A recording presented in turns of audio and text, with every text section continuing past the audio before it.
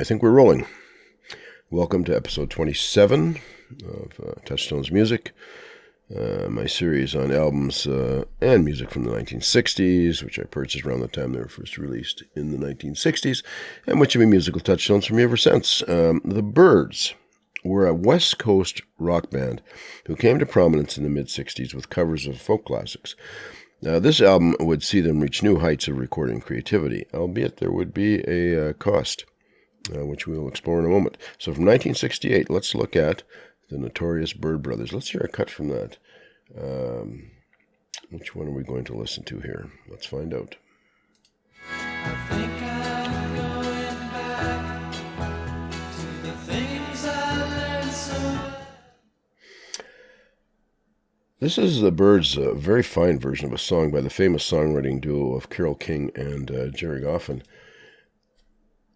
At the time the album began to be recorded, the band was as follows: David Crosby on rhythm guitar and vocals, Chris Hillman, bass and vocals, Roger McGuinn, lead guitar, vocals, Moog synthesizer, and Michael Clark on drums. The Byrds began as a folk rock group in 1964 in Los Angeles. The original five-piece lineup shown at right included the people we already mentioned, plus no relation to Mike Clark, the drummer, Gene Clark, vocals and tambourine. And the five of them are shown there. By early 1966, Gene Clark had left the group, which presaged a number of personnel changes over the band's remaining lifetime. The album was recorded between June and December of 1967 at Columbia Studios in Hollywood and was released in January of 1968 on Columbia. It made number 47 on the U.S. Billboard 200, did a little better in the UK. The single was Going Back, which you already heard a clip from. It wasn't terribly noted at the time. Looking back now with hindsight, people are realizing this was, number one, a very, very good album. Number two, it was one of the best albums that the Byrds actually put out.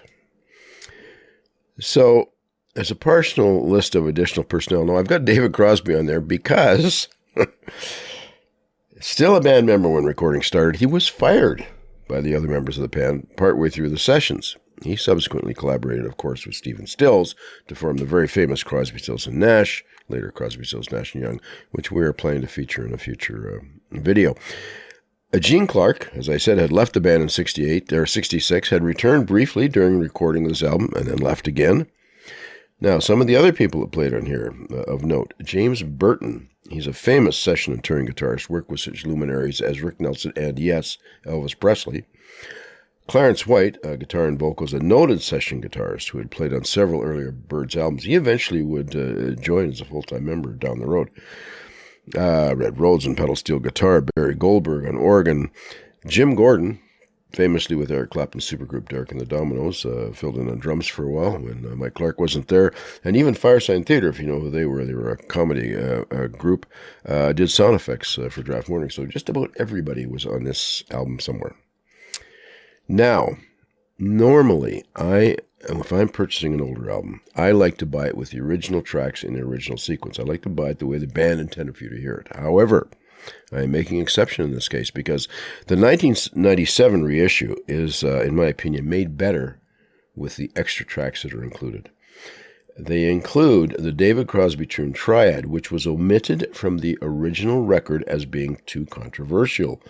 It was about a menage a trois, which evidently was considered controversial in 1967-68. However, within a year, Jefferson Airplane would put out their own version of it, and nobody said boo, so showed you how things were changing very quickly.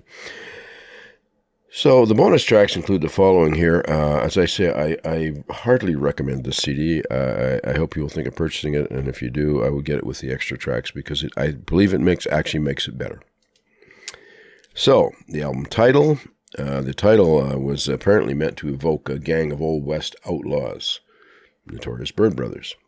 The cover photo was by Guy Webster. He was one of the early innovators of rock and roll photography, who had photographed the cover of a previous Byrds album Now, this photo was reportedly shot at an old stone house in Topanga Canyon, situated above Malibu, California, and actually was used as a site for other rock and roll photography. I believe Lindsay Ronstadt, for instance, used it for one of her shoots. I had discovered the Byrds through AM radio airplay of songs from their first two albums, Mr. Tambourine Man and Turn, Turn, Turn.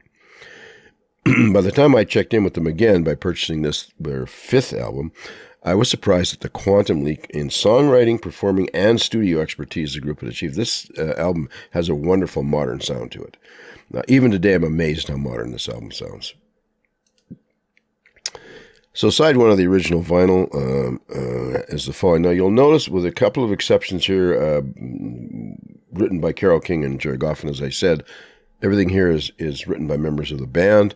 Let's give a listen to Artificial Energy. Sitting all alone now. I took my ticket to ride. You know, the rhythm section on this, particularly Chris Hillman's bass playing, is just great. If you buy it for no other reason, get it for Hillman's bass playing. It's wonderful. Side two of the original vinyl, you notice there's a couple of cuts in here that sort of have David Crosby's name. If you listen to Tribal Gathering and Dolphin Smile, I think you will hear echoes or presages of Crosby, Stills, and Nash's songs. But let's listen to Changes Now. Changes now, changes now, things that seem to. Again, listen to that wonderful, wonderful bass playing.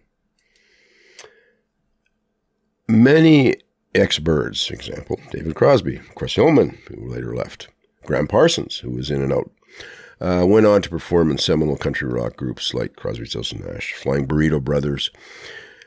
Now, tragically, country rock guitar virtuoso Clarence White, in the bottom photo there, he's third from left, was struck and killed by a drunk driver in the summer of 1973 while loading equipment into a car. He was in the band, as I said, for a while, and what a loss to the music world. He was a wonderful guitar player and musician. Now, the Byrds were at the very heart of the evolving country rock music scene in the late 1960s in the West Coast. In addition to a coterie of fine studio musicians, they also had access to an expanding group of fresh young songwriters from whom to draw inspiration and songs. So this album has been another one of my touchstones. I hope it will be for other people. And that's all for this edition. As always, be well. And thanks for joining me.